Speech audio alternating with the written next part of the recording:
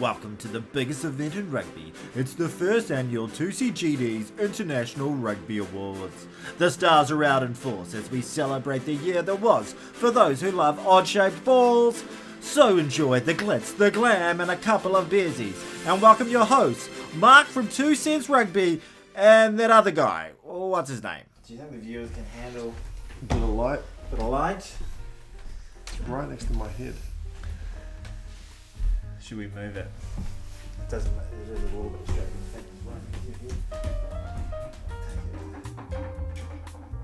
There you go. Perfect.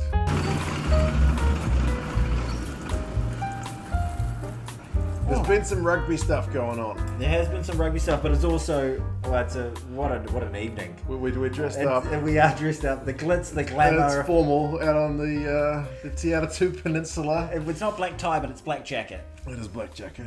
I think we look good. We look sharp. We're looking really, really top notch tonight. Now, we didn't get any of our illustrious guests to come along. Well, who knows? Who knows? Maybe we'll get some late arrivals. But we're going to give out some awards. I mean, we are going to talk a little bit about some goings-on in the rugby world that's been some breaking news. But well, it's almost hijacked this award show. I know. You know, we were, we spent so much time formulating these awards, didn't we? Hours. Yes. Hours. We weren't just writing cards furiously on like 5 minutes ago.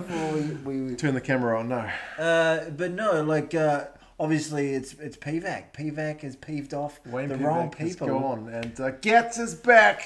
I called it last week. I said you asked me who's going to be in charge of Wales next year, and I said Wayne Pivac. And I said wrong. Yeah, there it is. It's wrong. We could replay the footage. Yeah, there he is. Who is the Welsh coach for the Rugby World Cup in 2023? Drum roll, please. Wayne Pivac. Wrong. Oh, it happens, mate. It happens when you have to make as many comments as you do about things. You're bound to be wrong. I said that Pivac was going to be gone. Did I say Gatland was probably going to take it? I said I didn't want Gatland. You didn't want Gatland. You know what's weird? The Welsh media that I do follow, they all seem thrilled. They're loving it. They seem super chuffed. But obviously he had a pretty damn stellar record with Wales and got them from a team that was bordering on the edge of Tier 1 to being a really, really top nation. World Cup semi-finalists. Yeah, World Cup unlucky not to be a finalist. Six Nations champions. All that multiple sort of stuff. times. But I've mentioned before I'm not a huge fan. I didn't really like the style of play, and it is an entertainment game and all that sort of thing. I know you play to win. Warren Ball just wasn't my sort of thing. But maybe it's what they need. Maybe it's that structure. Pivac was just trying to go too expansive, so bringing it back to like what works for them, how it works. But what I was leading to was he's had a pretty piss poor record since he stopped. Since he stopped with Wales, yeah. I mean, he came along to the Chiefs. Didn't get a win. I mean, ever so briefly they did before COVID. I think he was 3 wins from 5 games. I remember going to one game at Eden Park, Chiefs. We hadn't beaten them in a long time at that point, and I think they came back from behind when we had a virtually unassailable lead, and it was all about the Gats factor. Then COVID happened, and then we had a bit of that break, and then 8 losses on the trot. Super Rugby Aotearoa came along, and that was a shortened season, obviously 8 games, but he didn't win a single one. Yeah. They were relatively close in some. They were a few close ones. Those games, for those people who don't watch Super Rugby Aotearoa or just local derbies in Super Rugby, they're enormously competitive at times. A lot of the games are decided by... They're bloody hard to... They're hard to watch as a fan because you're always just gripping it big time. Yeah. But they're great games for the most part, but they just found themselves on the losing side. They just couldn't buy a win. Yeah. And, some really great players. What was that? That was my phone. Thought it was in leaks. Yeah. But yeah, they couldn't get a win. But imagine if he had gone to a URC team or a Premiership team, somewhere where he had a lot more visibility to the Welsh public, and he went through a season without getting a win. Would they be so chuffed? Thrilled, about getting him back? In Wales, he may not have lost that kind of luster, because right now a lot of Chiefs fans are kind of like, "Hey, it's gone. We don't need him." Yeah, there's no Chiefs fans who are lamenting the loss. I mean, the Chiefs let him go from his contract. They weren't like, "No, you have to stay, Warren. You got a couple more years." They were just like, you can go. Which kind of throws their next year into turmoil in a lot. Well, not actually, because he wasn't actually. They got Clayton McMillan. He was the director of rugby. Because that's the thing. Like he went off to the Lions tour, and then he came back to the Chiefs, and they were just kind of like, actually, during the Lions tour, we were doing all right without you. So how about we promote you, and you can take on some other roles, but don't coach the team. How did he finish up with Wales in the first place? Like I know, like World Cup semi-final. Well.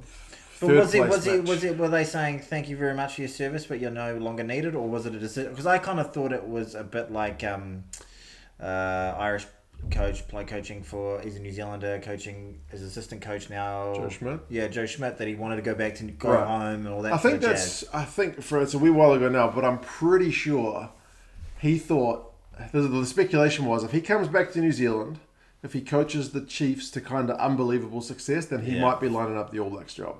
Nobody in New Zealand has ever rated him. Nobody in New Zealand was thinking he was a serious... Didn't he? I know they love him over there, and look, the record's there for what he did with Wales, but I don't know anybody who's like, I'd like to see. I really want Warren to coach the All Blacks. Him get high honours or get him involved. It's been all about Razor. I mean, we are equally as kind of guilty of focusing on what we see. Like a lot of New Zealand fans wouldn't have watched Warren coaching in the Six Nations. We would have, no, not in the Six Nations. We would have watched him coaching against us. And he couldn't beat us. So from a New Zealand perspective, I don't think there was any desire. It was all about Razor. Get Razor the job. Like that was the big hoo-ha. Was this the best move by Wales to bring Warren in? Well, was it? Look, we can talk about Eddie Jones in a moment, but these are bold calls. Yeah. What are we, 9 months out from a World Cup? To make these sort of enormous changes, and not even make these changes for the World Cup, but you've got a couple of months to the Six Nations. That's right. Like first game is Ireland as well. Oh, just to make things easier for you. Not Italy at home. Far out. Like, amazing if they just would have held on for that last 10 minutes against Australia. We wouldn't be having this conversation. I think, a win makes everything better. Basically, I think that just as for the All Blacks, that win in Johannesburg saved Ian Foster's job, that loss against Australia cost Pivac his job. How wounding. Sorry, mate. Sorry, peeps. Yeah.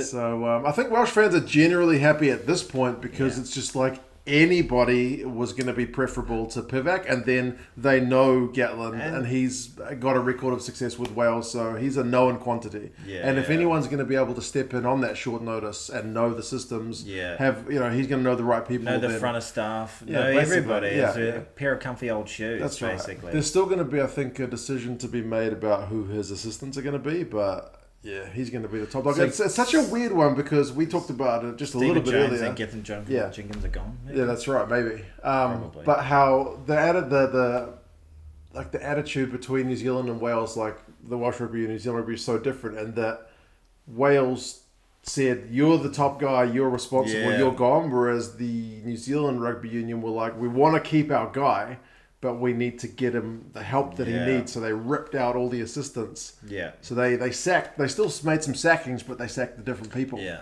And then we got a trot of somewhat favourable results, but we still look, I don't know, unconvincing. Unconvincing. Do you want me to turn my phone off? Oh, if you want to turn your phone off. Well, I'll talk to the fans. The fans. Yeah. For a little bit. The fact that I'm in shorts and bare feet. Yeah, well, you've destroyed the illusion of this grand evening. It's a night of glitz and glamour here at the 2 Cents Gets Distracted Rugby Studios, where we start to actually award the first annual 2CGDs. So 2CGDs. These are the 2CGDs. These are the awards. So we'll I'll bring that up to the camera. I might show you something a little bit later. But back to old Gats and Peeves. Couple of Kiwi boys felt very differently about the public. It's so interesting to see like just the adoration and fondness they have for Gatland, whereas in his own home country he's not popular. I mean, I prefer Bryn Gatland. To be fair, part of the animosity I think New Zealand fans have towards Gatland goes back to the 2017 Lions tour when he's in charge. and the New Zealand rugby media were honestly just a bunch of shitheads. You reckon? They were stirring up so much shit with Gatland. Yeah. Like they were just having. I kind of read it differently at the time. What I read was that he was just looking for any angle whatsoever to basically play some sort of mind games. So he would, because it was always basically he said, she said. Yeah. In terms of the press would actually come in and say, Steve Hansen just said that he doesn't think that your players have gelled or something like that, or just take it completely out of context. And then Warren Gatland would respond going, well, if he wants to say that sort of thing, I don't think that's particularly professional, and I'm a little bit disappointed by that. And he would take the bait and get all butthurt about it. Yeah. And then when there was done vice versa, they'd say to Steve Hansen, well, he says that's unprofessional and not a way you should conduct yourself. And then Steve Hansen would just say, well, I guess he's got an opinion. He can say what he wants, I guess. It's rugby, Warren Gatland so he took the bait and he kept on getting aggravated. Yeah. And they want clicks and they just want sensationalize it. And they're like, we've got this idiot who's just taking the bait. Sorry, fans of Warren Gatland, who's taking the bait, who's saying all this crap, giving us these headlines. And I felt like he was back home. It was his big challenge. It was a big time to beat the All Blacks, and he just got overly emotional about it. Maybe. And kind of. I mean, they had that clown cartoon thing. Like that was a bit much.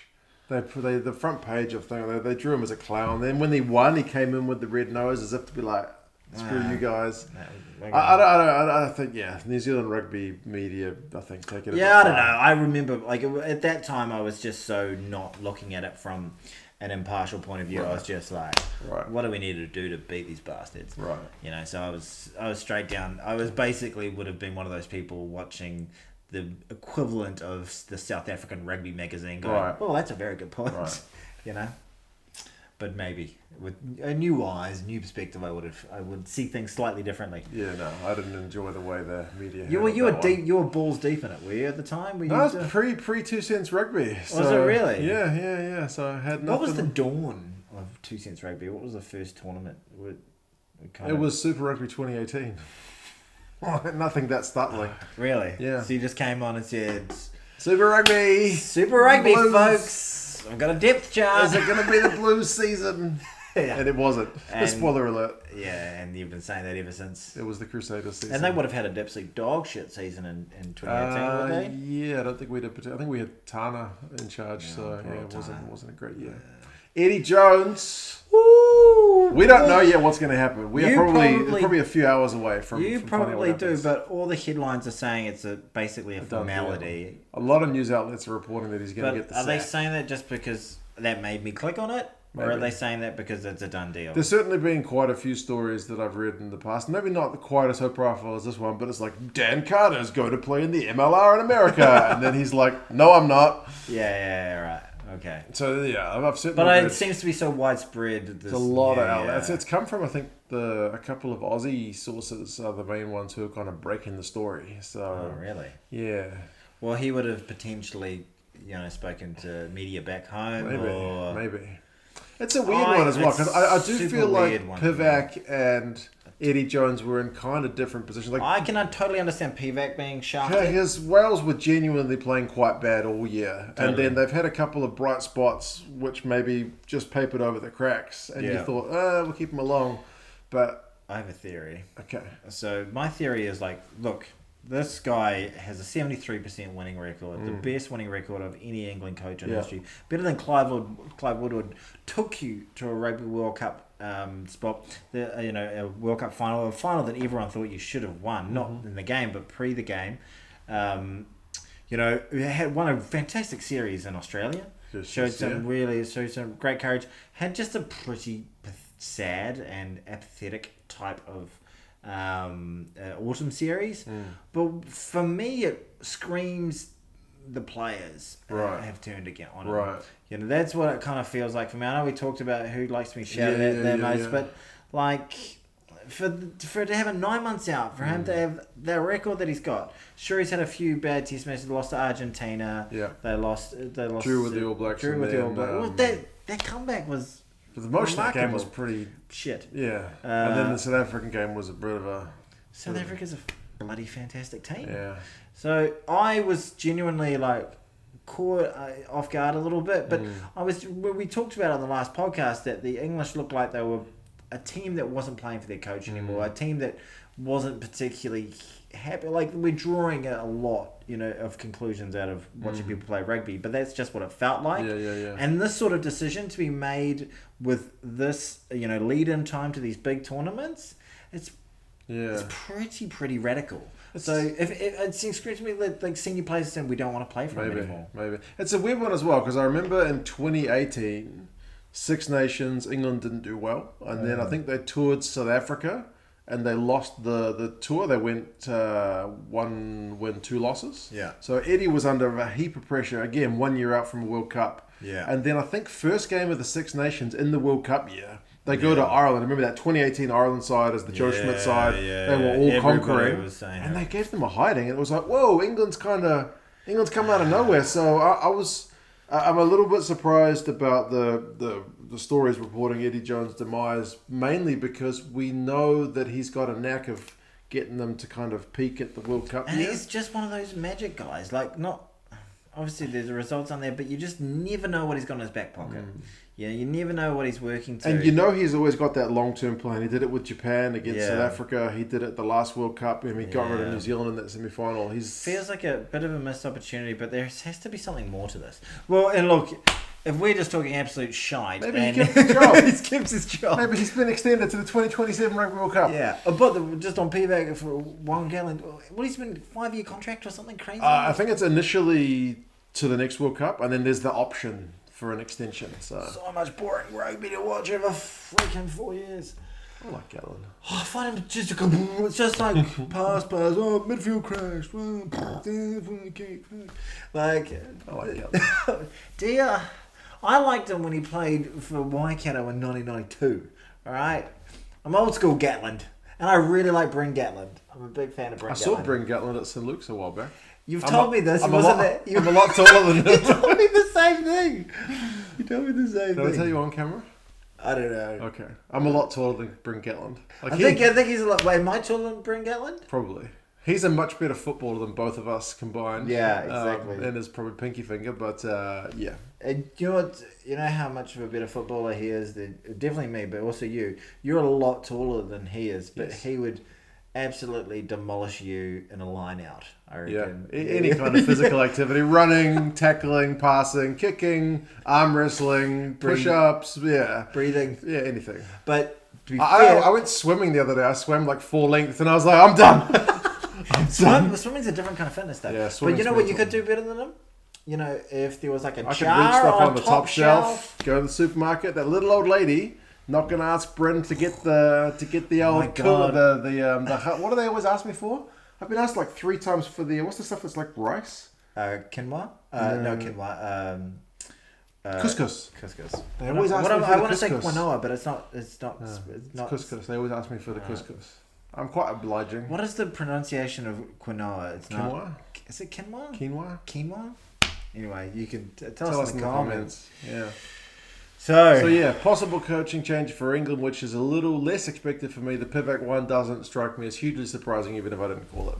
Can I, before we get into the awards, one interesting little parting sledge from Warren Gatland was, which I totally agree with him. I always agree with Warren Gatland. Yeah, you love him. I love him. Maybe I should give him another shot. Waikato legend. He is a Waikato legend. He was in a great front row. He had Richard Lowe in the front row with him. And I can't think of another player from that. But no, he said when he was partying, he said New Zealand Rugby has got an incredible coach on their hands, and the worst thing they could do would be to lose him offshore. He's talking about Razor Robinson, but it almost feels like I kind of got a feel when the news was coming out. I was like. Sometimes I always refer to the NRL. NRL is very soap opera-y. Okay. Sometimes when a coach goes down, right, like 6 other coaches will go just because it becomes like musical cheers. Right. Well, Wayne Pivac maybe will take the England job if he gets the sack. That'd be classic. Yeah, no, that's not gonna happen. That's not gonna happen. But I was just thinking in terms of like because you're thinking the guy who's a amazing coach has known nothing but incredible success. Yeah. Has been Razor this whole time. Oh man, I would be wanting to snap that guy up. Well, Steve But Borthwick's the guy they Borthwick's the predicted guy. because he knows English rugby. But isn't he essentially just the right hand man of Eddie Jones, a guy that you're replacing because you didn't like his style? I don't know. I mean, he took Leicester from being a former glory team who were down in the dumps, and then he got them to a title. So yeah, he might have the stuff. Crazy stuff. We'll see. Maybe he won't get the sack. Who knows? Maybe he will get the sack. It sounds like he will get a sack. Sounds like he's going to get the sack. There'll be all sorts of... By the time this video goes up, we'll probably know. It's probably not going to be a couple... Because we've got the award ceremony to edit into this. True. Speaking of which, are you ready for the first annual 2 Cents We Gets asked, Distracted? for those of you who aren't aware, last podcast Yes. for some suggestions. So we've got a mixture of suggestions from you lot about what awards we could give to people. Mm-hmm. Some of them were like good suggestions, but we could only think of like one Yeah, or exactly. two. We wanted like awards with it's like a few 3 or different 4, options. at least yeah. 4 generally for most options, and it's some good stuff, some really sensible topics. Yeah, we take our rugby I take my rugby very seriously. It's some very serious topics. So if you're looking for a good time, sort of laugh about a few beers kind of award ceremony, you probably need to look somewhere else. This is going to be Very serious. very serious, All data driven. all very data driven. Where are the stats? I was hoping for the whiteboard. But yeah, this is what we're all playing for today, ladies and gentlemen. This is the this is the 2CGD, the 2 Cents Gets Distracted Award. Yes. We've got multiple categories. Yeah, multiple of those awards. All We've got vying for this 2CGD. jobby. Exactly. I chose. Well, would you like to know what it actually is? You can see what it is. Diving. It's a person about to take a dive, but for this award, it's someone who's Looks like it's just about to take a shit. just dropping trowel, ready to lower themselves onto the porcelain throne. And this time next year, all going well, we're still doing this. The 2CGD will return. So Yes. we've got a few of these to give A out. few TCGDs.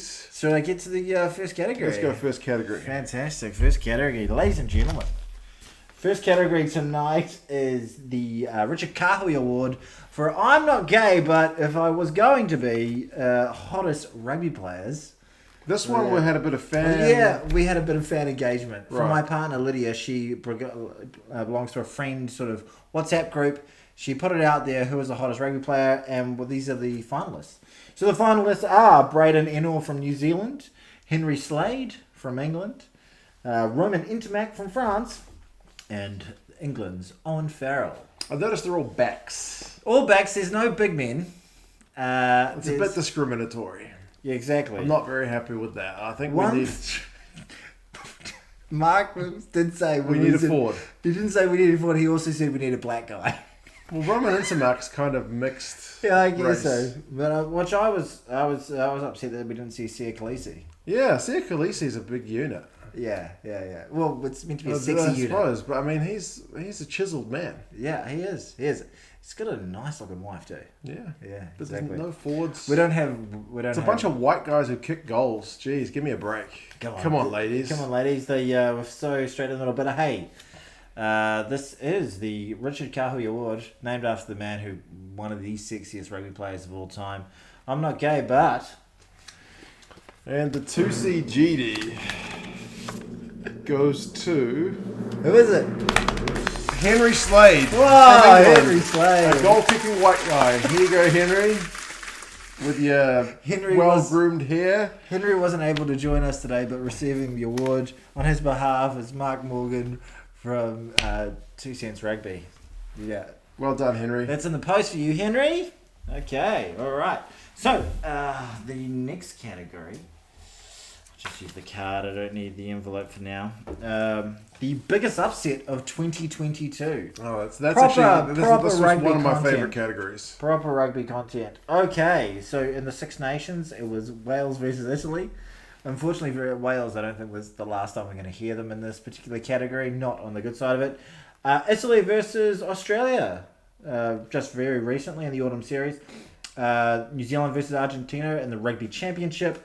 And of course, Wales versus Georgia in the Autumn Nations. So, here we go. That was seamless. Seamless transition. Seamless transition. Here we go. Can you do the honours? Right, TCGD for the biggest upset. Oh, I should say this I should stop doing that. It's going to be very loud was down there. suggested to us by the Irish Yoshi. So thank you for the suggestion, mate. I'm sorry, Irish Yoshi. Thank you, Irish Yoshi. The other one, the first one was suggested by Rush 380. So thanks for the suggestions, guys. You're not doing your job. I'm not doing my job right. So. Biggest upset went to Georgia for their win over Wales in the autumn. Wins over Wales aren't really what they used to be. But the fact that Georgia, I think, lost to Samoa the week before, and it's a tier 2 versus a tier 1, I think that's... it's incredible, really. You know, it's pretty remarkable. And just the growth of Georgia right now, it's amazing to see. Like, someone said to me a year ago, we're a Georgia Rugby, I would say, sort of Romania, that sort of level. Romania do all right, don't they? They're a bit better than Romania. But like a team that we would play and beat by 100 points. That's how I would think. But that's not... That's not correct. That's not correct. That we might just beat them. There you go, Romania. Romania, Georgia. Georgia. We'll send that out to Georgia. Thank you, Georgia. Now. This is definitely not the same one we just receiving on behalf of Georgia as Mark from. Thank you. 2 Cents Rugby. Okay, well done, fantastic, Georgia. Appreciate it. I'm going to stop doing a drum roll down there. Down there because the microphone is just very there. close to the microphone. Okay, fantastic. Reuse that one. Okay, so this one was one of my favourite users, Old Man Willy Boy. And I've got a bone to pick with you, Old Man Willy Boy. Apparently he's old, but he's not that tactful when pointing out someone's weight. Okay. Well, you said that in a recent comment. Basically, he said sometimes I worry about my appearance and having a dad bod, but then I look at Tony, distracted. He doesn't even know what I feel better about myself. So I appreciate it. I'll take that as a win. Yes. I'm here to make you feel good. Nice. There you go, Old Man Willy Boy. But his suggestion, he had a number of suggestions. He said a politer scrub, but it was going to take us far too long to find polite grubs. A polite grub, because a grub is a grub. We went with just traditional grubs. Biggest grub. Okay. For those of you who don't know what a grub is, we're talking about like dirty player. Dirty player, basically. Yeah. So biggest grub of 2022 was Dane Coles of the All Blacks, Johnny Hill of England, Darcy Swain of the Wallabies, and Thomas Lavavini, because you can't have a grub section without having Thomas Lavavini of the great nation of Argentina. And the 2CGD goes to... I'm kind of not surprised that we have selected Darcy Swain. Yes. New Zealand fans, particularly not that favourable in terms of our opinion of Darcy Swain after he injured Quinn Tupaia with a pretty horrendous clean-out. But an awful one. All of these guys warrant selection. I would say Thomas Lavanini, I think he's cleaned up his act a wee bit. So hopefully we won't see him in this category next year. Yeah, but having Thomas Lavavini and also Dane Coles, it was they were on reputation for the most part. Yeah. Matera refused to shake his hands. That's right. And Thomas Lavavini, he got maybe 1 or 2 yellows. Yeah, but I think this year, instead of like hitting someone in the head with a shoulder, it was more like, oh, you guys were on yellow card warning and you gave away the next penalty. So the team yellow. The old team. Here you go, Darcy. I'm gonna just throw this. Was Darcy not able to make it here tonight? We well, especially he's the one person that you've called a piece of shit. Yeah, I genuinely called him a piece of shit. And also, we got to thank our sponsor tonight. It's Tiaratu Engraving and Gifts. They've got a Gmail address in case you're interested in getting yourself a 2CGD. They have not paid us any money, but we're just I don't have to pay for that, so maybe I like the little Speedos he's got on. The different underwear line. He's got some pretty chiseled looking abs there, though. Yeah, I know. He's cut. He's cut. That'd be great. I wonder if it's similar to Old Man Willy Boy's physique, which he feels so good about. Okay. Oh, this is a good one. Did we not get a user for this? I thought there was a user for this guy. I think this is... I think so. Oh, all right. Okay, no user, but anyway, best sledge of the year. Pity O'Mahony's You're a Shit Richie McCaw, pal, directed at our friend Sam Kane. The big fan of the show, Sam Kane, I believe. Definitely. Jamie Joseph, the Japan coach. We need to replicate that performance against a better side. Speaking in the post game after the All Blacks with England on the horizon. when he's just about to play a team that have just lost or are about to lose their coach. So that's what he thinks of New Zealand. Mac Hansen of Ireland. What is it? Whitey will be chirpy, but the rest of them aren't very smart.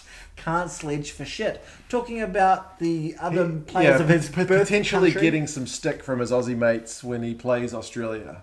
So he wasn't worried about it. There we go. And Julian Montoya.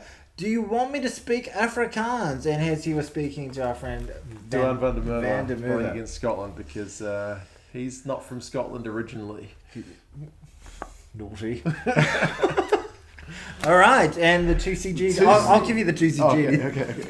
And the 2CG. The 2CG for this one goes to Irishman Peter O'Mahony. Peter O'Mahony was So you're a shit, Richie McCaw. Also, I think he told one of the Springboks guys to go fuck off during their game. So he's got a few good one-liners. He had the commentary team. Oh, sorry for any language you've picked up. There's nothing like telling someone to fuck off. A well-timed fuck off can be very cutting. Yes. But Peter O'Mahony was unable to join us Well this deserved, evening. though. Very well deserved. Receiving on his behalf is Mark Morgan. Yes, well done, Peter. We'll send them We're a out. big fan of your work. We really are. We love a sledge.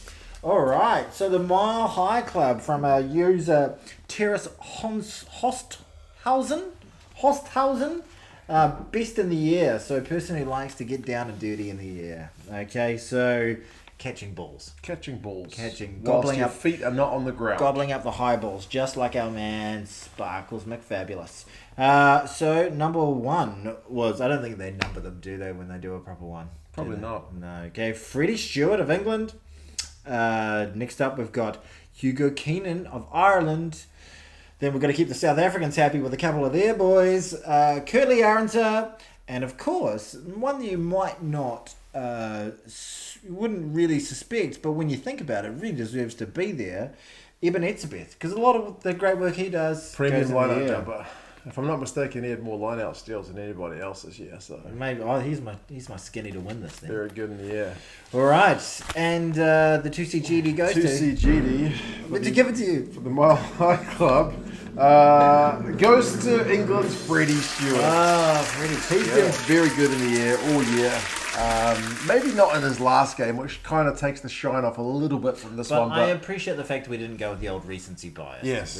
No, genuinely, since the Six Nations and all through the year, he's been phenomenal. So if you want a man to catch some balls in the air, you want Freddie Stewart on the case. Freddie Stewart was unable to be with us this evening, so receiving this on his behalf. Well done, Mark Freddie. Morgan of 2 Cents Rugby. We'll throw this out to him. I don't think your name has been mentioned so much on a video ever. Mark Morgan, everybody. Mark Morgan. Got the old Welsh connection with the surname. Yes, 100%. Okay, now we're swiftly moving through these bad boys. Good. Can I fill up a beer? Yeah, go on. Okay, fill up a beer, alright. I could read this while I'm filling up a beer. Or should we just do a little Do bit you of... want me to read one and then you can present it? Or Oh, that would really throw off the... Okay, fine. Okay. We can do it. Right. So I think I might have suggested this one, actually. Just doing a little bit of ASMR over you. Nice. Crack Alright, it open. let's crack this. It's a beer, by the way, guys. Satisfying. Oh. The category being the most hated by their own fans player. We try not to go too negative with most of these, but this is probably the most There negative. are some names that pop up pretty over regularly. We've got Sam Cane from New Zealand. He gets a lot of stick from All Blacks fans, particularly because he plays in the same team as Adi Savia. He plays in the same team as Adi Savia, And essentially, Adi Savia had to move positions to make way And for Sam Cane. and a lot of people would say he's the third best. Seven. And Behind like look, Dalton but the Papali'i. fact of the matter is he's a bloody good player who deserves to have a decent number of test matches to his name. But if you, it's the old Todd Blackadder situation. Todd Blackadder was a very famous rugby player, played at Canterbury, and people used to whinge for ages that he never made the All Blacks. Because he was the best captain in the country. Right. He led the Crusaders to a number of titles, and then finally they gave him the big thing, and he was a good captain, but Not the best player in his not the position. best player, and that's what I think we've kind of got. And he's That's a the way. great player, but Yep. Number 2 is Thierry Thomas from France. I sometimes like to look whenever I see a squad announced, then I'll go through the Facebook comments because Facebook is full of constructive criticism. Yes. And anytime Thierry Thomas has been selected, that's the one name you will see French fans go, oh, for God's sake, how do we not have a better player than Thierry Thomas? He's very much that kind of, he's going to score a miracle try or just absolutely poop the bed kind of player. It's a bit of a Carlos Spencer. Joseph Dweba copped a bit of stick from South African fans this year for his work at the line-out. You know what? You give it a lot of context. And then old Ryan Elias from from Wales. I've never seen so many fans put comments about how one player must have incriminating evidence on their coach to keep getting selected as what kind Ryan of incriminating Elias. evidence are they Potentially of sexual nature, but there you go. Are you sure? Okay, and the winner is most hated by own fans. The 2CGD goes to Sam Kane, ladies and gentlemen. Well done, Sam. You're injured at the moment. Speedy recovery, mate. Yeah, you better soon. It's probably not a category you want to win. Sorry, Sam Kane wasn't able to be with us this evening, so I will be receiving this. Turn us on, everybody. Shaq Sports. I'll try and find your address and send this out to you. That's not creepy at all. Yeah. Anyone got his address? Nobody. Don't tell us. We don't want his address. Okay, fabulous. We're on to our next one. Okay. What do we got left? Well, we've got how many do we have left, ladies and gentlemen? Should we count that out? Should we do like a sort of Sesame Street? 1, 2. 1, 2, Z, G, D. I think we've got 5 here. Okay, 5. Hold on, no, we've got 6. Oh, goodness me. No, we've got 7. Oh, shit. We've gone a bit overboard. They were sneaking back there. Okay, so, and I can't believe Sam Kane's not on this particular. It's just a whole mass of cards and paperwork everywhere. Paper and also and envelopes, all sorts of things. I You're can't believe just the shit Kiwi lads, aren't you? Yeah, just a shit Kiwi. That's a new one. I haven't had that one before. Shit Squidge, I get that one a bit. Oh yeah. The old shit Squidge here. So best captain this was by the Irish Yoshi. Again. Thank you very much, Irish Yoshi. Nice. He's in 2. He's got 2, has he? Yes. Oh, good on Irish Yoshi. Yeah. Hope you can find my channel. We'll see. We'll see. If you're there, if you're watching, comment below, Irish Yoshi. And first up, we've got best captain. We've got Johnny Sexton, the great captain of Ireland. Led his team to a pretty successful year. Hell of a year for Ireland. And then we've got Georgia's name on the tip of everyone's tongue, Merab Sharakadze. He's the one who did that kind of UFC style post-match interview with the Welsh We will take on anywhere, on any paddock, anywhere in the world, World at any Rugby, time. give us a game. Yeah. We'll knock you the F out. That's beautiful. There we go. I said F. Anton Dupont. A little bit of a sex bomb, I've heard. Yeah, and flawless year. Won all their games. Yeah. Do you think I didn't watch that many French games, but I watched 2 in the autumn series, and he seemed a little bit quiet. But I think I watched one of your videos, and you're saying he seemed quiet, but then you looked at his stats, and he's still amazing, still phenomenal. Yeah, he's a weird. So guy he's like one of that. those guys that even when you think he's having a quiet game, he's doing amazing stuff. He's phenomenal. Even on the and a lot of times there are players who do a lot of great off the ball stuff and doesn't get measured in the stats, but he does both. Even when he looks quiet. Yeah, he's genuinely quite incredible. Oh my gosh! And Italia's Michele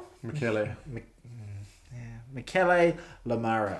I put him on the list. I'm just gonna say that because last year every interview he does is just like, oh yeah, well we lost. We had a good. Every interview is like, oh, you guys looked good. For 40 minutes, and then the game just got a bit away from you, and then he's what just went like, wrong out there. Yeah, we need. And then this year he actually had a few good.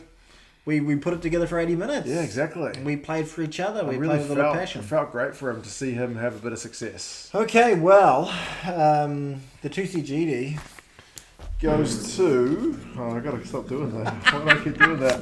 Ireland's Johnny Sexton. Oh, congratulations. Put this next to your World Player of the Year award from 2018. Johnny Sexton was unable to join us this evening, so receiving on his behalf is Mark Morgan. Certainly led his side pretty well this year. Incredibly well. Yeah. Incredibly well. And for a 75-year-old... He's doing all right. That's pretty remarkable. Rolling back the clock. It really is rolling back the clock. This is the real Johnny Sexton section of the whole... Is it really? Is he nominated for another one? He is. He's nominated for another one, yeah. So this next category is sorest shoulders. So we're not What do talking you mean by about... sore shoulders? I don't mean somebody who makes a lot of tackles, although the player could make a lot of tackles and have sore shoulders. Sore shoulders by holds his team up, basically. Right. Without Key him, man. without him, they're not as great. Right. He really does the leg work, basically. Makes the team and holds them together in a lot of ways. Right. So we've got 4 great players here. Johnny Sexton of Ireland, you may have heard of him. We've just been talking about him. Artie Savea. Hell of a year. Incredible that he didn't actually get nominated for any world, not even in his position. No. Didn't make the dream team. We needed to put a Welsh person in here, so we've gone with Talupe Folatau. Try to mix the two names. He looks good even when Wales were bad. And he's been good for so long. You know, I've always enjoyed watching him play. Great player. And just even when Wales look like shit, he's still just he doing looks amazing good. stuff. He looks good. You don't ever say, "Oh, Yeah. Folatau, what did you do that for?" No, that's right. You know, world class. Just a world class player. You know, and then also finally we've got number 4, Portia Woodman. Yes. Portia Woodman, you know, my probably female player of the year personally. My favourite player to watch. One of my across the game, really. I remember watching a lot of those Has Black been- Ferns games during the Rugby World Cup, and it's like sometimes the Black Ferns would be kind of seeming like they weren't doing much, and then they get it to Woodman, and it's like, boom, okay, they're going forward. They've been going nowhere, and now she's broken 3 tackles and got 20 metres forwards. Had a little bit of that, you know, Thao Nokambuka, Jonah Lomu vibe, like make something out of nothing. Just get her the ball and see what happens. And it's not just like there's guys who can like one-on-one will always beat a defender, but it's not just beat a defender. It's beat a defender, create pace, create momentum, and create a gap. Yeah, for you know, somebody else create maybe. a break. You know, and create something out of nothing. Just with her holding the damn ball. So if she doesn't get it, I'm going to be furious. So, and actually, let's go. So the 2CGD goes to New Zealand's Artie Savea. what? Travesty. Travesty. I genuinely think us New Zealand fans are still pretty sour about the fact that he got no recognition. Yeah. So we needed to give him something because honestly, even and when we were hot garbage, and you would still look at Savea and go, he's one of the best players in the Yeah, world. exactly. Yeah. And in those moments where, you know, end of game 3 against Ireland, end of the game against Argentina, the game in Mombella, something like that. He still looked like maybe the best player on the park at all times. Like, and just even when the other players' heads were down, even when the games were lost, it's amazing we were commenting and he played incredible in the games we won. It was pivotal, but in those games we lost, he was giving 120% the whole time. He's a phenomenal player and a real asset to the team and the spiritual leader of it. And one of the reasons obviously that Portia Woodman didn't get it for Johnny Sexton's a hell of a candidate for this award too.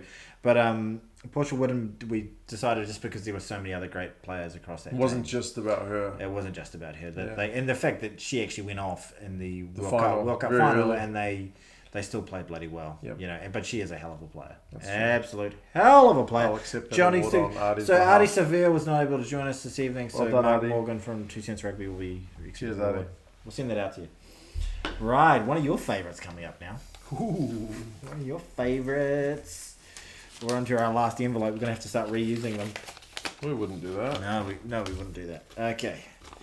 Best big unit. Love me a big unit. Ele- They don't get the credit, man. Look at that handsome man awards. Oh, no bloody goal kickers. No, man, Where's the prop love?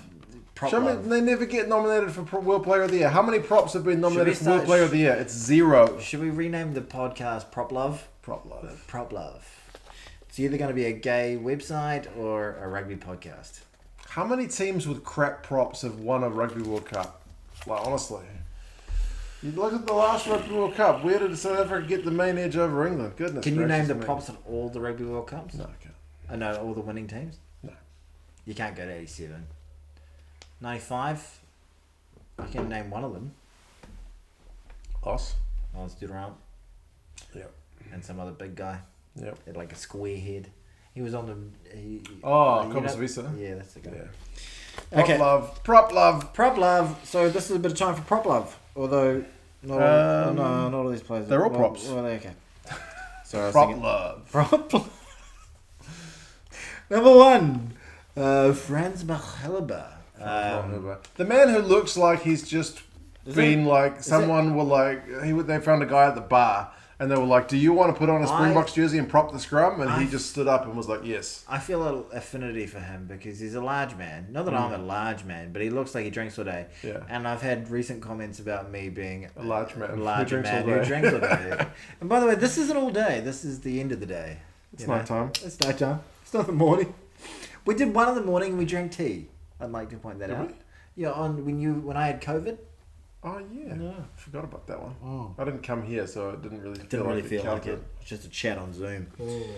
Okay, so Franz Machelba, Tard Furlong. Tyke Furlong. Yeah. He's a big unit. He loves his spuds. Like, I know there's like the stereotype about Ireland and spuds, but he's legit on the record saying he has a problem with potatoes. And I also like potatoes very much. He has a problem with them. Yeah, like he needs to lay off the potatoes because his diet becomes unbalanced. Fucking potatoes. Yeah, really. And that sounds like, that sounds like someone's taking the piss, but there's legit an interview with him saying that. Oh, but woo! That one was for Tig. Alright, speaking of fun names, Taniela Tupou. He's a big unit, but I think he's almost too big because he keeps getting injured. I really wish Will Skelton had a better year because we could have put him in because he's a bloody big unit. And he's not a prop. He's the biggest human I can think of. Lock love. Outside of Stephen Adams. Stephen Adams a giant. Stephen's a big human. And we've got a lady on the list. This is one of your nominees. Yeah. Satiri Rasolia, which if you got the chance to watch this beautiful athlete play the game, by the way, they're all beautiful athletes, she was just so incredibly dominant. For Fiji. Fiji, so you think of Fiji rugby, and to be fair, the women's team fit all those... Freudians there talking about the fuck-ups. Fit all this... But all this, oh, shit. Yeah. No! I'm gonna. I might have to. They fit all the stereotypes. Fucking fat props. Don't say that. This is going on the internet. People can see it. She's beautiful. I love props. I'm on the record as saying you love a props. big unit. You love a big unit. It's the job. You got to be a big unit. I had a great point. Not a great point. A point. They fit all the stereotypes about Fiji and rugby. They like to fling it out wide. They like to run it from anywhere. They were full of pace, and also could just light it up from anywhere, basically. Yeah. But the most dynamic, best attacking threat, the big tie head prop, was the giant prop that they had. Who they like? A lot of their set piece moves, or their penalty moves, was just tap it and pass it to Satiri, and she would just make yards for Africa. Yeah. So she's my favourite to win this, and if she doesn't win this, it'll be pretty miffed. So let us know who won it. Franz Malherbe. What? And the 2CG goes to 2CG goes to Franz Malherbe. You're quite the unit, man. We appreciate you. Franz Malherbe was unable to be with us tonight, so we're receiving this award. You're a key man on his getting behalf, the Springboks Morgan from over the line. Big Franz Malherbe. Big Franz Malherbe. And is it a little bit of recency bias? He had that immense game against England. Yeah, but I mean, he's just consistently very good. His game was so good, it got Eddie Jones fired. Pretty much. So good job, Franz. Oh. Have a beer. Have a beer on us. Okay. He deserves it. But they don't get a bit of a summer break now, the South Africans. No, back into the URC. Do you reckon they feel a bit pissed? Like, they're so used to having this... Yeah, there's no proper break for them anymore. It's one of the drawbacks of the URC, I guess. They just need to manage the players. It's rough. But just Christmas, go home, have a summer, and all the Super Rugby guys are just in their pre-season at the moment. So. Yeah, and the All Blacks will be so light duties at the moment. They'll just be on holiday. Fitness, basically. Yeah, keep relatively fit, but enjoy yourself. Have some ham. Have some ham. Okay, well this is a great category we got here. Gaz's, your father. My father. Gary Morgan. He's rather vocal. It's a big feature on your channel. Yes. A lot of the live streams he features. He hasn't quite made it onto a Distracted Sports video yet. He'll get there. He's keen. The invite's always there. But Gaz's favourite rugby YouTuber. Now, look, you're his son. I am his son. So I hope you're a lock-in for this one, but let's have a look, okay? I'm feeling confident. I don't know the result of this one. I'm on the edge of my seat. We got it from him. Okay, so you're nominated. 2 cents rugby. Nice. He's talking about you. Yeah, he has to know of us. He does know of you, yes. Distracted Sports. Yes, that's you. That's me. I Right. made the list. That's a huge moment. It's probably the pinnacle of my YouTubing career, making Yes. this. And we've got the Kiwi lads. Kiwi lads. From down there in Canterbury. Famous for the old live stream, Hamish. live commentary. No better live Hamish. commentator on the tube Poor for old rugby. Hamish. Hamish is unlucky in love, but lucky in life, I reckon. But things will do. I love Hamish. He's a great man. And then, speaking of great men, Gareth Mason. The late Gareth Mason. The late Gareth Mason. I never got the privilege to talk to that guy, but you... passed away, but my dad was a massive fan of Gareth's passion. I mean, my dad's a passionate rugby fan. Gareth was a massive passionate rugby fan as well. So we had that Sledge Award in there, and I actually had 2 cents took it out. Mark took it out. That I had the line of Mark, actually not Mark, Gazza saying. What was it? He was talking about Raynell. He was talking about he had a sledge in there, which was he can go fuck himself in France. Yeah, my dad likes to give referee reviews. He does. It's the first point that he goes to, no Every matter game. how good the game was. Yeah. No, how fantastic whatever one of the players did. But this ref. Straight to them. Yeah. Okay, anyway, so I'll give you the envelope. The 2CGD for Gaz's favourite rugby YouTuber. It's not me. It's the Kiwi lads. Well done, Hamish, mate. My dad loves your channel. Hamish from the Kiwi We are lads. also big fans of Hamish's channel, Yeah, but we not are. as much as my dad. My dad is probably Kiwi lads fan number 1. You know the crappy thing about this is probably the one guest we probably could have got on. It's probably Hamish to accept this award. Yeah, to accept this award, unfortunately Hamish couldn't be here, but Mark Morgan will. Hamish, we'll get you on at some point. Yeah, we will. There we go. All right, so now we've got some that was suggested, but we only could really come up with one. We're in the last couple, are we? We're on the last 3 here. Okay. Good. Okay, so basically this is category is called Without a Doubt. So there's only one nomination per category, essentially. So these are the winners. These are the winners. So they're not going to get a full 2CGD, a juicy DD. Yeah. They're just going to get part 1, so we might send them an arm or something like that. So this is the Without a Doubt moment. So the soccer moment goes to rugby player. I mean, so this must be about like great foot skills, I'd say. I think it's more for the old simulation. Oh, all right. Simulation, the bit of Neymar rolling around. Do you think you know who it is? Football World Cup's on right now. Where have you seen something like that? Nick White. Nick White. The old mustache brush against South Africa. Went down like a sack of shit. Yeah, terrible abuse of Terrible. Faf de Klerk really took him down. Yeah. The next one we got the super sub, and that goes to Best bench player, super sub, Malcolm Marks from South Africa. Tony is incredulous that you don't start more games. I know. It doesn't make sense to me. You want a guy like when he started that game on Nombella, he just didn't let us into the game. He was just across over the ball so much. One of the best, if not the best, hooking performances I've ever seen, and I've spent a bit of time on the streets. That's right. All right. Okay. And controversial call. This one goes to A referee's award. He can go fuck himself in France. France's Matthew Raynell for the time-wasting call in the Wallabies against New Zealand match. Old Bernard Foley. Worked out for our team, obviously, but if I was a Wallaby fan, I would be pretty steamed. Yes. Steamed about that one. It's one that's going to burn for a long time. Okay, fantastic. Right. Now, we've talked about this a bit, about the chopping and changing of jobs. We know for a fact that Pivac is out. You may know for a fact that Eddie Jones is gone. We don't know that as we don't know this. that. We don't know that right now. And we could put the wrong symbol up then if we're wrong, but probably, maybe we're wrong. If the media's right, well done, Georgina Robinson, for your immaculate reporting. Yeah, fabulous. But this is luckiest to keep their job. So, Eddie Jones of... When Pivac didn't get nominated, obviously. We put Eddie Jones of England with a question mark. With a question mark. Okay, maybe he keeps... Probably. If he keeps his job, he was pretty lucky. Yeah, he's pretty damn lucky. Especially how close this call would have been. Yes. Number 2, Russie Erasmus.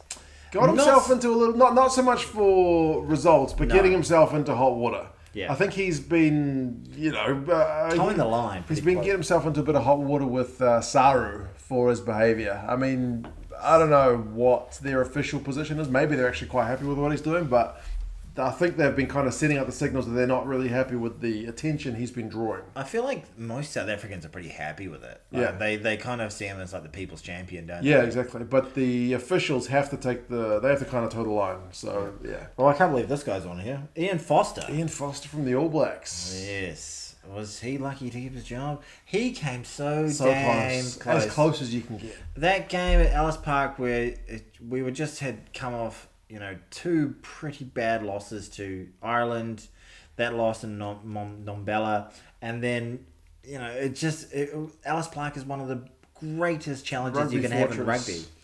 Yeah, and it would have gone. It would have been all over. It would have been all over. It would have been Wayne Pivac all over again. Yeah, and we would have had a decent half a year with Razor Robinson. Not to be. It was such a joyful test match to watch that one, to watch us come back from the dead and do that. But I really hope we don't look back after the World Cup. Yeah, I wish we'd lost that one. Yeah, we lose to England being coached by Razor Robinson or something like that. Yeah. Not that looks like it's on the cards. And finally, Dave Rennie. Not the best year with the Wallabies. Admittedly, a lot of injuries, but his record was less than stellar. Yeah, pretty poor record, but as I said before, best shit team in the world. We didn't get best shit team in the world.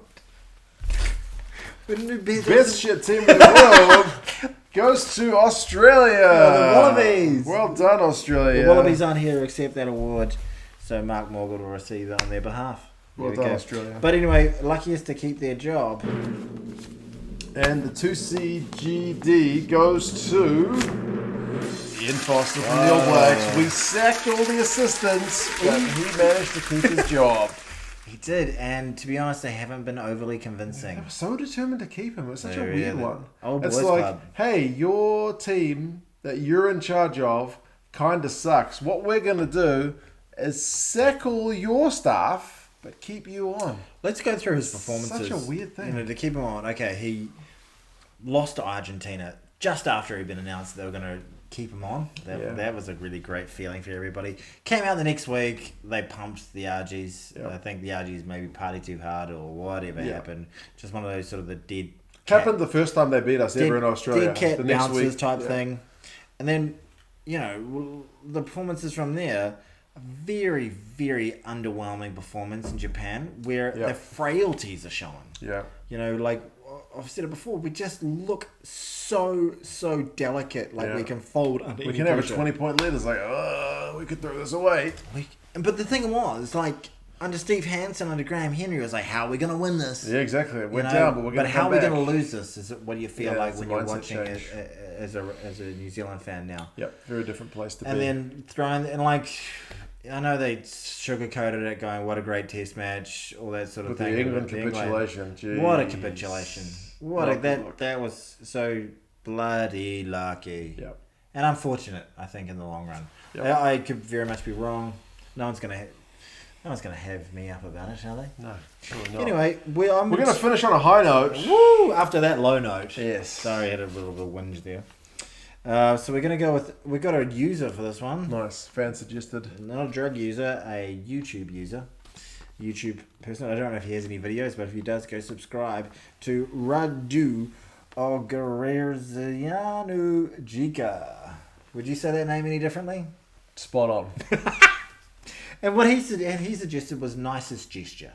Which is great, That's a great feel-good moment. There's a lot of animosity in the world sometimes. Rugby when you look values. Yeah, rugby is a special game. Yes. No other sports like clean up the dressing room after the game. Sweep up the sheds, motherfuckers. Don't look up Japan doing the same thing at the Football World Cup because that wouldn't happen from a football team. It's only rugby teams that do that. Look how special we treat women's rugby, not just once every 4 years.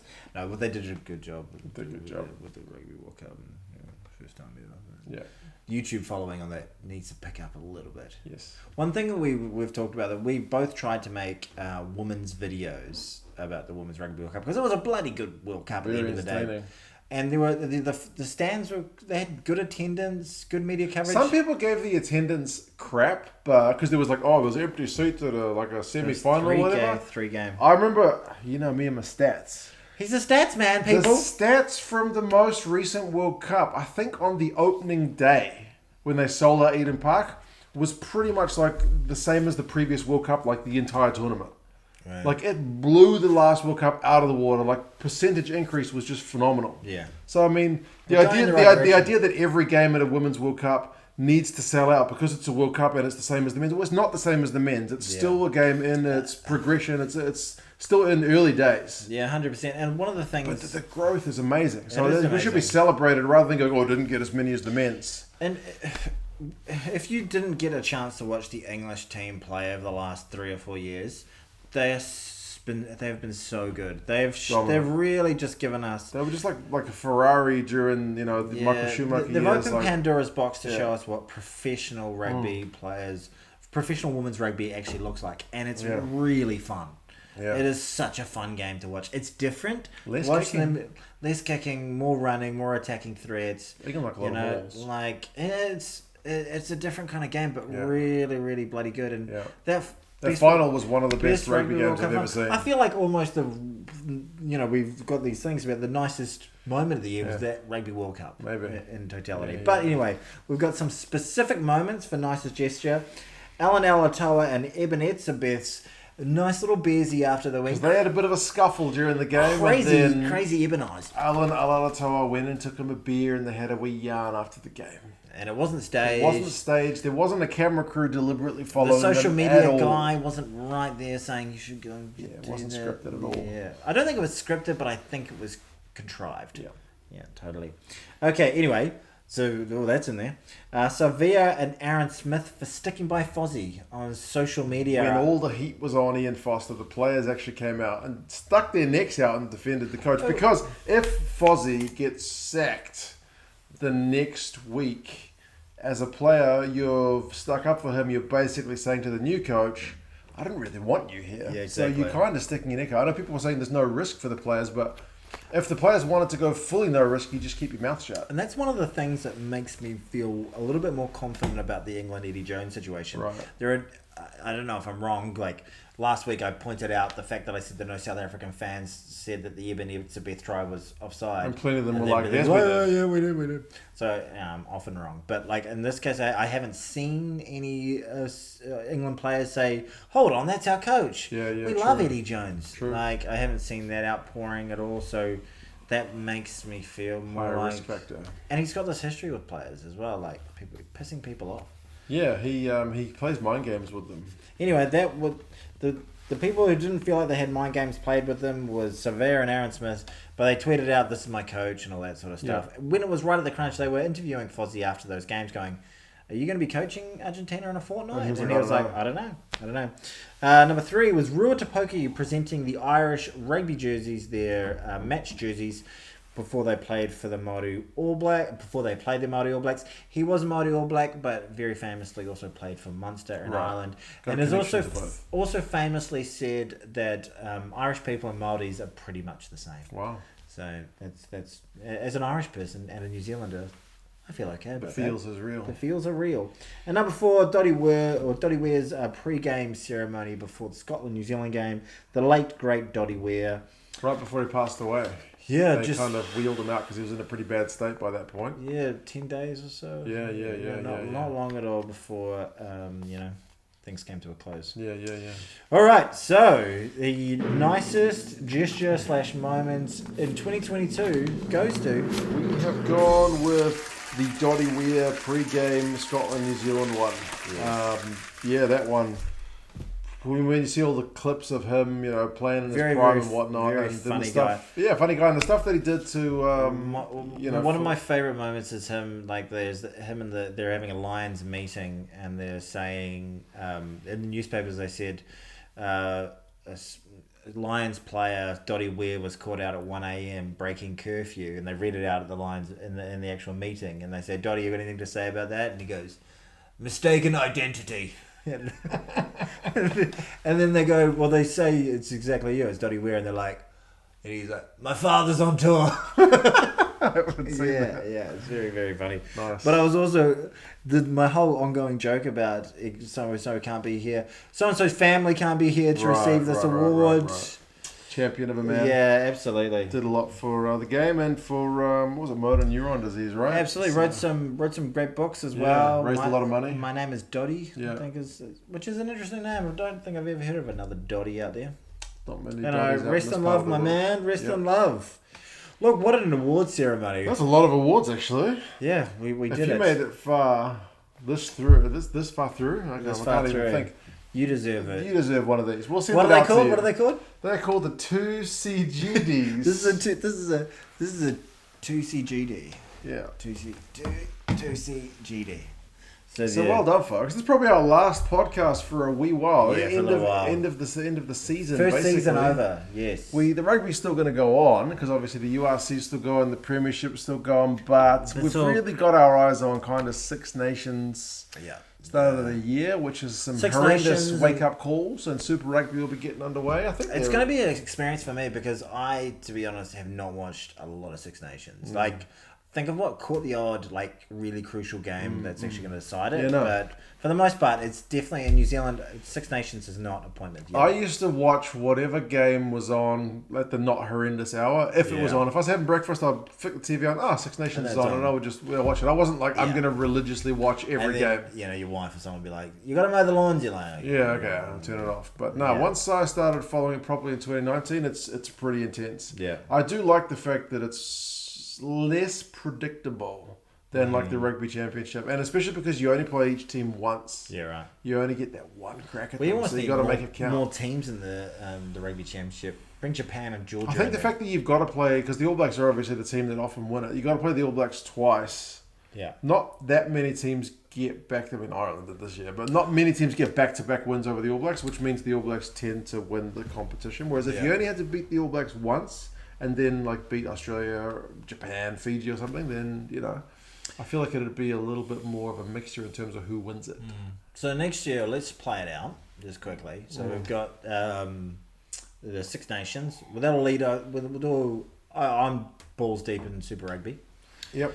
Lead into the TRC, and then leading into the Rugby World Cup. Woo! We're probably not going to be in France, but no, we might be sat right here talking about it. Indeed. Yeah, big year of rugby ahead. Big year. Let's put on the line right now. Who wins the Rugby World Cup and why? France, because they just look like the best team in the world. Because they haven't lost a game in ages. They got Antoine Dupont, Romain and Tamak, Damien Pinot. But how many finals? They've made... Cyril Bay, Julian Marchand, Cameron Wilkie. They got lots of good players. A lot of them. We've got Sam Cane. Yeah, good old Sam. They've got Gregory Aldred, who is just like the Northern Hemisphere Savia, basically. But he's so I know that guy. He feels a little McCourish to me. He's just mental. Yeah, mental player. Yeah. Oh well, mate. Look, it's been fun doing these. Yes, a great time. The drunk guy. The drunk. Have 1.5 beers I drank, and apparently the guy who drinks all day. Yeah. Anyway, that's okay. I'll take that. I've been called worse things. Sure, and also, old man Willie boy, I'm happy to make you feel good about your own body image. Anything I can do to help people feel good about themselves. Go swimming. It's really hard.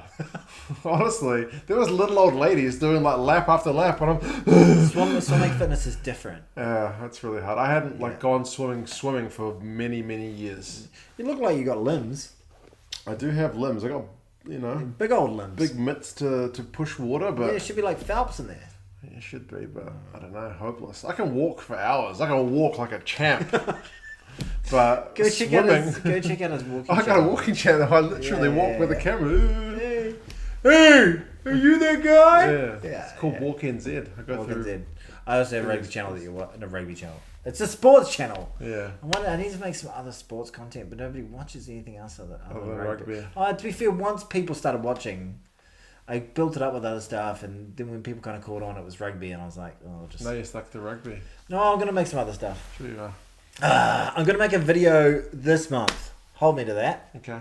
Takes me so long though, and I've got to make this damn thing as well. Anyway, what a pleasure! Great season, and yeah, see you all next year. By the way, this is actually also a podcast on Spotify and Google Podcasts, iHeartRadio, Stitcher, all those places. So if you've listened to this all the way through on YouTube, you can listen to it again in the car. Yeah, exactly. Yeah, feel good about that. Yes. And you can just hear our sweet, dulcet tones over and over and over again. And also leave us a review on any of those podcast platforms that you are listening to. I never do that when people ask me to do you don't do shit when people. True. You don't like it when people ask you to do stuff. That's true. Sorry, that came out a bit brutal, didn't it? You said I don't do that, and I just went, you don't do shit. Exactly. That's what my wife says. I did the dishes today, though. Oh, good for you. I'm proud of you, dude. Anyway, have a safe and Merry Christmas wherever you are in the world. Thank you so much for joining us. We'll catch you guys again for like maybe a Six Nations preview. Yes. I think. Yeah. Exactly. Catch you up. See how you've been over. I was about to say over the summer, but it probably maybe the winter. The winter. Or the summer. Summer for us though. Very nice. And thanks for joining us on this very glitzy evening. Sorry it was a bit glam. Sometimes it makes me feel a bit uncomfortable. I just dolled up to this sort of degree. But yep.